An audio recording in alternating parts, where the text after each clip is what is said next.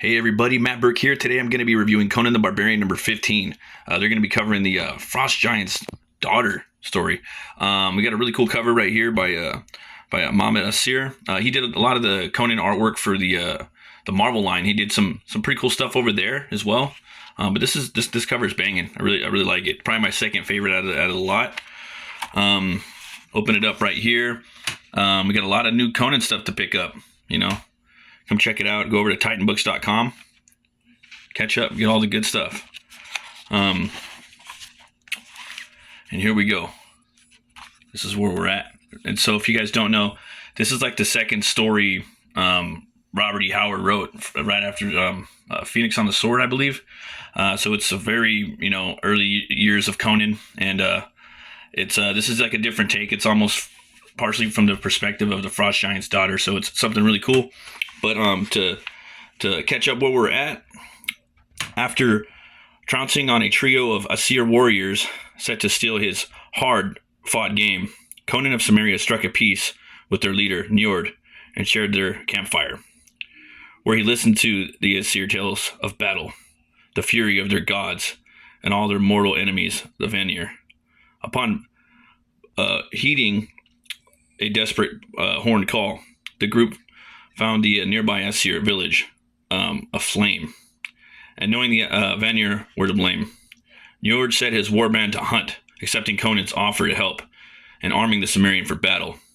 Setting out into the northern wastelands, the war party was shadowed by an ethereal, mysterious woman, who observed the warriors persisting through the blizzard set by her father. Oh, snap. When the sudden storm aboded, Njord's war party found themselves facing the Vanir out on the ice.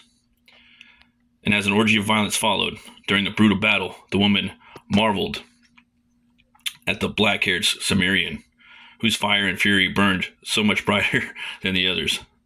There, amidst the cold and carnage, she claimed Conan for herself. So she's stalking him. She likes Conan, Usually that's how it is in the stories where the women, they just kind of end up jocking him, and they end up respecting him, and, that just happens a lot. So this is from her perspective. It was spoilers. If you guys haven't read the last book, go out and pick up number 14. What are you guys doing? If you guys are watching this video, you're definitely into Conan. Go pick it up. It's as good as everyone says it is. Believe the hype. So here we go. This is from the Frost Giant's daughter. Drifts of white snow, spattered red. At least till father's winter winds wipes the slate clean. Such is the folly of mortal men, so eager to extinguish their flickering candles of their lives for so little. Look at that, man. This guy was a badass too in the last book. That such an epic battle, and the artwork in here, man. So awesome. Doug Braithwaite's just killing it. And I highly recommend picking up all the connecting covers. It's a really cool thing that they did with that. Now only 2 remain. Man, tell me your name, so that my brothers in Vanaheim may know who is the last of the Wolfheir's band to fall before the sword of Imdal. Not in Vanaheim, but in Valhalla, will you tell your brothers that you met Conan of Samaria. Here they go charging. This is fucking metal. 2 more corpses in the cold. Your helmet took that one true, boy, but the next blow is mine. Conan just takes him out, man. And just Conan, you can just see all the battle wounds, man, all the cuts, And mine alone. When I think of Conan, man, he just reminds me of like just this. If you've ever seen like a real wrestler, in real life, you go up and you see him on TV. I remember the first time I met Rob Van Dam. He used to have a comic book store over where I lived. It's called the 5 Star Comics. You see him on TV, and he looks kind of small, but when you get up to him, he's like 6 feet. He's this giant, and you see him compared to even the other guys. Even the smallest guys are giants. But you go up to him and you can see all the battle wounds and the battle scars, and he's just like this big slab of meat with these wounds, and that's how I always imagine Conan, like this big warrior. All these different tales from the different wounds he has when you open this up right here. Of course, black-haired is the lone survivor. His candle burns brighter than the rest. And here we go, man. That'd be a pretty awesome poster to have right there. Gods of the North. Sounds like a metal song by Monomara. It's fucking awesome. Yeah, man. Loving the artwork in here. Just, so good. Yeah. Might have to censor some of these pages, though. Let's see here. Okay. Now at last, he is alone. Bright. His muscles spent. His senses swirling. And then she appears right here. Right in front of him. The perfect prey. So, who are you? Whence?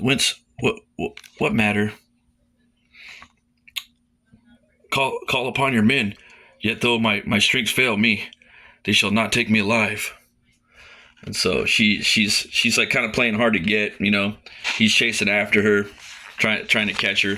You know, she's ditching him. You know, running along. He's chasing after her.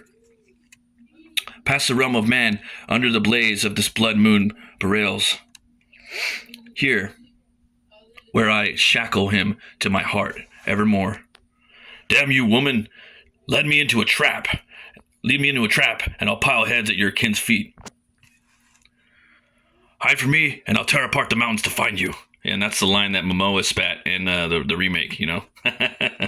Always remember that, you know. He did a pretty good job in that movie. I thought he would be. I always thought Momoa was perfect for the role.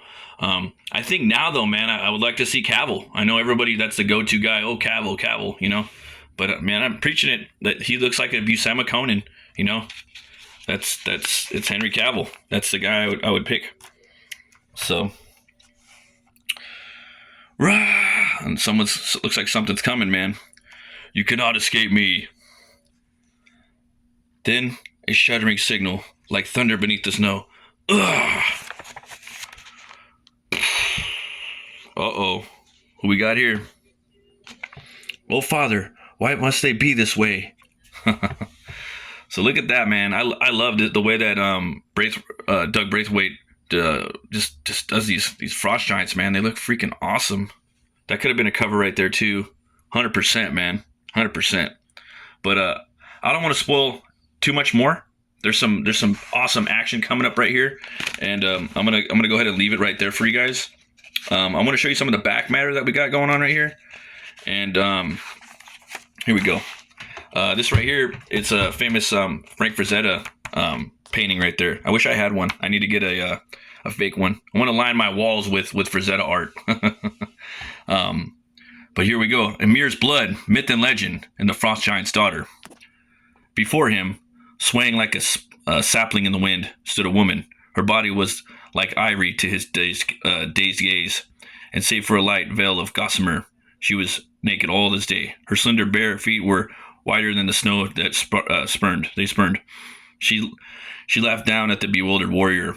Her laughter was sweeter than the rippling of silvery fountains, and poisonous with cruel mockery. Robert E. Howard, The Frost Giant's Daughter. The Frost Giant's Daughter was the second Conan story to be written following The Phoenix and the Sword, and this is by Jeffrey Shanks, man. Though in some sense it could be considered the true first, since Phoenix was a rewritten Cole story. Howard was still experiencing with the character in the early spring of 1932, and The Frost Giant's Daughter does have somewhat of a different feel than most of the later stories. Indeed, it is one of the most overly mythological of the Conan tales, drawing on, as we've already noted, Bulfinch's outline of mythology. Like the sirens of the Odyssey, Attila and Corsel's Conan, driving him mad with magical lust in an attempt to lure him to his death. Like Daphne being pursued by Apollo, Attila is saved from Conan at the last minute by her divine father.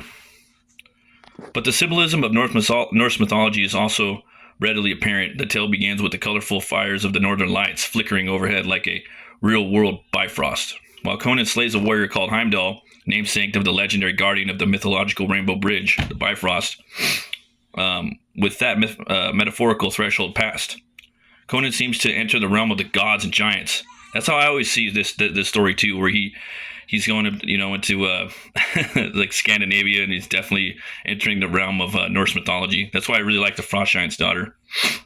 If I ever did a Conan story, I'm definitely gonna have it up there. A little bit of that fanfic. Or is it just an altered state of consciousness from a blow to the head? Is it real or just a fever dream? Or is it both? Or a wisp of gossamer gives us a hint? Or only a wisp of gossamer gives us a hint? We also have to look once more at Jack London's Star Rover for additional inspiration. In it, we find reference to the story of Gudrun feeding her hatred husband Attila, based on Attila.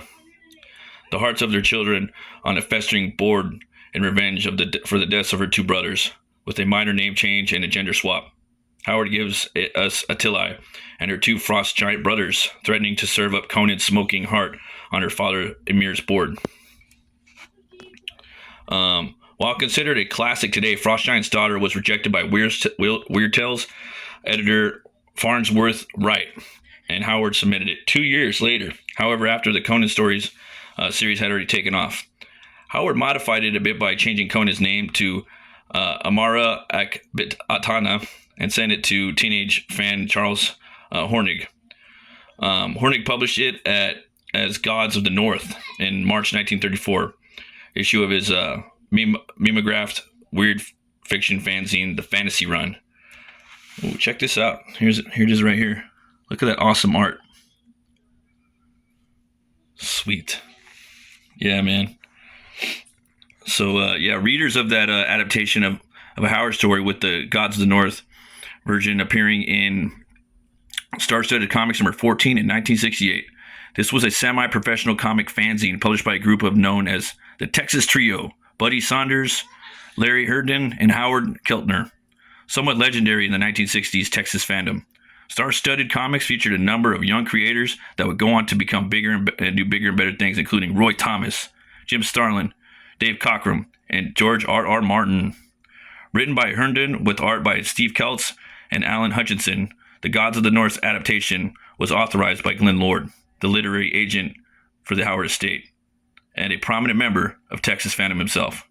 In 1971, The Frost Giant's Daughter was beautifully adapted by Roy Thomas and Barry Windsor Smith for Marvel in the debut issue of their experimental and adult-oriented black and white magazine, Savage Tales.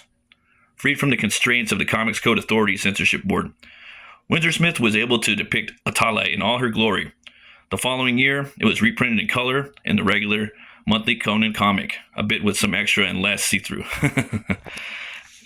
Gossamer to cover his naughty bits. In 2004, Dark Horse Comics let off their much-lauded Conan relaunch with a new adaptation of The Frost Giant's Daughter, written by Kurt Busiek and gorgeously illustrated by Carrie Nord.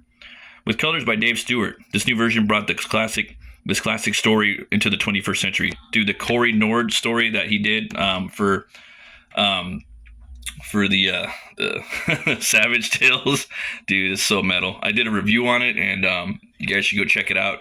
He turns into a werewolf, Conan. It doesn't get much better than that. But yeah, now over a year into the Titan and Heroic Signatures era, we have the pleasure of seeing a new, unique take on the classic tale by our own grim Jim Zub and diabolical Doug Braithwaite. But yeah, guys, this looks awesome. We got the next issue coming up right here. Let's take a look at yeah, it looks dope. Look at these covers, right? Excellent stuff. I gotta say, man, this is my favorite. I really missed out on the connecting covers, but that would have been a really cool thing to have. I think this is my favorite Braithwaite cover. Just the way he draws the Frost Giants. He makes the daughter looks so beautiful up there in the clouds, and she's just representing the snow and the ice. Very, very dreamlike. It relates to the subject matter in the story. Very cool, man. Awesome cover. That's kind of how like Conan would look probably in real life. It's like a realistic dude, to a certain degree. But I don't know, man. There's some people that do look like that, like that as well. Different interpretations. Sometimes Conan's more leaner, and sometimes he's swole. Awesome. You guys could check these games out too. Conan Exiles, Age of War, play right now. Conan Unconquered and Conan Chop Chop. Well, thanks for watching, everybody. Thanks for everybody that's been checking out the videos and subscribing. I'm up to 400 subs now. It's pretty awesome. Thank you so much. Yeah, again, Two Horns way up on this book. Thanks everybody for giving the comments. I really appreciate it. Always remember to be bold, be brave, and roll the bones to know your role. I'll see you guys next time. Stay fucking metal.